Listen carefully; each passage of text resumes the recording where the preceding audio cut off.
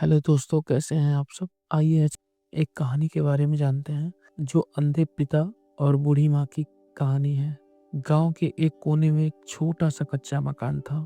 वहीं रहते थे रामनाथ, जिनकी आंखें अब दुनिया को देख नहीं सकती थी, पर उनकी पत्नी सीता उनकी उनकी भी कमर झुक गई थी। उम्र के आखिरी पड़ाव पर दोनों का सहारा था सिर्फ एक बेटा, नाम था विनय। विनय शहर में नौकरी करता था। पहले पहल चिट्ठियां और पैसे आते थे, लेकिन अब न चिट्ठियां थी न खबर। 2 साल से माँ बाप उसी पुराने दरवाजे पर उसकी आहट को तरस रहे थे। रामनाथ की आंखों में अंधेरा था, पर दिल में एक दीप जलता था। मगर बेटा एक दिन लौट। रामनाथ की आंखों में अंधेरा था, पर दिल में एक दीप जलता था। मेरा बेटा एक दिन जरूर लौटेगा। यही उम्मीद में उनकी आंखें टकटकी लगाई रहती थी। वो रोज सुबह दरवाजे की ओर मुंह करके बैठते।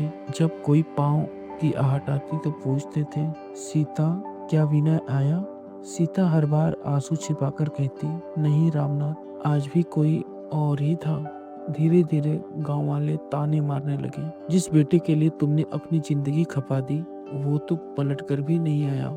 रामनाथ हंसते हुए कहा, उसे समय नहीं मिला होगा, लेकिन वो आएगा जरूर। यह मेरी आत्मा कहती है, और मेरी आत्मा मुझसे झूठ नहीं बोलती। मुझे विश्वास है कि एक दिन मेरा बेटा विनय जरूर मुझसे मिलने आएगा। वो इसी उम्मीद में बस अपने जीवन को जीते थे। सीता चुप रह जाती थी।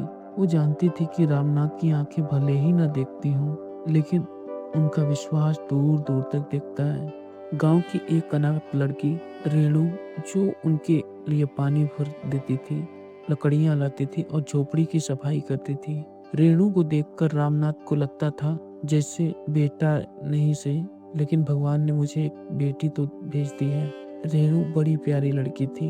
एक बार रेणु कहती है, बाबा आप चिंता मत करो, मैं हूं ना। शहर में विनय जब एक अच्छी कंपनी में काम करता था। उसके पास पैसा था, बड़ा घर था, गाड़ी थी, लेकिन माँ बाप नहीं थे।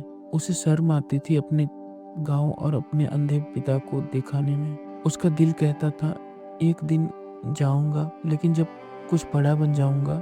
वो नहीं समझ पाया कि जिस माँ ने उसे चलना सिखाया और जिस बाप ने उसकी आंखें खोल दी, वो नहीं समझ पाया कि जिस माँ ने उसे चलना सिखाया और जिस बाप ने अपनी आंखें खो दी, उन्हें बड़ा बनने से पहले बेटे की जरूरत थी, उपलब्धियों की नहीं।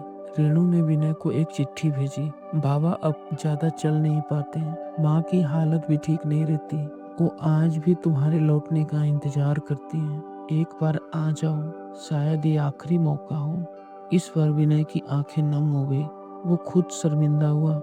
माँ बाप के पास तो हर दिन आखिरी हो सकता है। माँ बाप के पास तो हर दिन आखिरी ही हो सकता है। विनय गांव लौटा। दरवाजे पर रामनाथ बैठे थे, धूप सेकते हुए। विनय दौड़कर आया, उनके पैरों में गिर पड़ा।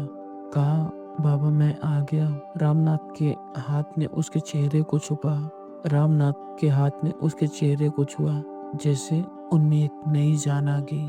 और उन्होंने कहा, तू तू तू विनय है? हाँ बाबा, आपका बेटा विनय। सीता ने विनय को गले लगाया और कहा, मेरा बेटा अब भी हमारा ही है। विनय ने रेणु को अपनी बहन बनाया। रामनाथ सीता को शहर ले गया। वहाँ उनका इलाज हुआ और एक नया जीवन शुरू हुआ। रामनाथ की आंखों की रोशनी नहीं लौटी, लेकिन दिल की रोशनी अब भरपूर थी। शिक्षा। इस कहानी से हमें यह सीख मिलती है कि माँ बाप की जरूरत आपकी उपलब्धियों से पहले होती है। वे आपको सफलता से नहीं, सिर्फ आपकी उपस्थिति से खुश रहते हैं। जिनके माँ बाप हैं वे धन हैं, उनसे दूर मत जाइए। हमारी आगे वाली वीडियो को सबसे पहले देखने के लिए वीडियो को लाइक और चैनल को सब्सक्राइब करें।